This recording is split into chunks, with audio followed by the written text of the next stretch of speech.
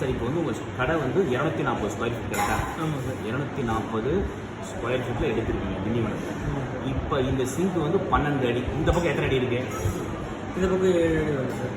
இந்த பக்கம் 7 ஃபீட் இருக்குது. சிங்க் சென்டரில் இருக்கு இல்லையா? ஆமாம் சார். இப்போ நீங்கள் மிக்ஸி எங்கே வைக்கணும் ஜூஸுக்குன்னா சிங்க்குக்கு பக்கத்தில் மிக்ஸி வைக்கணும். Okay sir. ஓகேவா? ஃப்ரீசர் வைக்கிறதுக்கு எந்த ஸ்பேஸ் டிசைட் பண்ணியிருக்கீங்க? இந்த இடத்துல வச்சுக்கலாம் சார். இது ஒரு தடுப்பு மாதிரி போடலாமா? ஃப்ரண்ட்டில் வந்து ஒரு தடுப்பு போட்டுருங்க சார். ஃப்ரீசர் வந்து எப்போவுமே கார்னராக வைக்கணும். நடுவில் வச்சா ரொம்ப ரிஸ்க்கு. ஓகே. ஃப்ரீசர் கார்னராக வச்சுக்கணும். அப்போ வந்து ஃப்ரீசர்லேருந்து உங்களுக்கு வந்து இங்கே போகிறதுக்கு வந்து சிங்கிக்கு வந்து நியர்பையாக இருக்கிற மிஷின் போட்டு இதுவும் பக்கமாக இருக்கும். ஓகே. ஓகேவா? இங்கே எப்படி நீங்கள் சிங்க் போட்டிங்க இந்த பக்கம் தான் ஸ்பேஸ் இருக்குது. 4 ஸ்பேஸ் இருந்தால் ஃப்ரீசர் வந்து 4 ஃப்ரீசர் எடுத்துங்க. 4 ஃபீட்டுக்கு எடுத்துங்க. 6 ஃபீட் ரொம்ப பெருசாக இருக்கும். இப்போ இங்கேருந்து உங்களுக்கு வந்து ஒர்க்கு வந்து எஃபிஷியண்ட்டாக இருக்கணும்.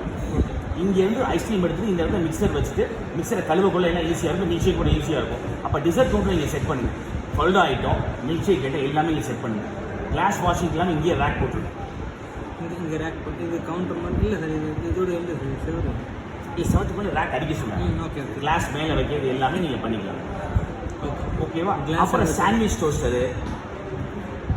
அப்புறம் இந்த பக்கம் வந்து நீங்கள் க்ரில்லு வச்சுக்கலாம். சாண்ட்விச் டோஸ்டர் வச்சுக்கலாம். கொஞ்சம் ஸ்பேஸ் வச்சுக்கலாம். தள்ளி வச்சுக்கலாம். ஏன்னா தண்ணிக்கு பக்கத்தில் 2 இருக்கக்கூடாது. ஓகேவா? நீங்கள் இதோட கிச்சன் ஐட்டம் மசாலா பவுடர் அதெல்லாம் நீங்கள் வச்சுக்கலாம். சாண்ட்விச் யூஸ் பண்ணுற சாஸ் அதெல்லாம் வச்சுக்கலாம். அது தப்பு கிடையாது. அதை விட்டு கொஞ்சம் தள்ளி, ஏன்னா தண்ணிக்கு பதில் சூடாக இருந்தால் வேலைக்கு ஆகுது. இப்போ அதே மாதிரி இங்கேயும் நீங்கள் எண்ணெய் எல்லாம் அரிசி வச்சுக்கலாம். எண்ணெய் தெரிச்சதுன்னா தண்ணி வந்து எண்ணெயில் தெரிச்சுன்னா ரிஸ்க்கு. ஓகேவா? புரிஞ்சுதுங்களா?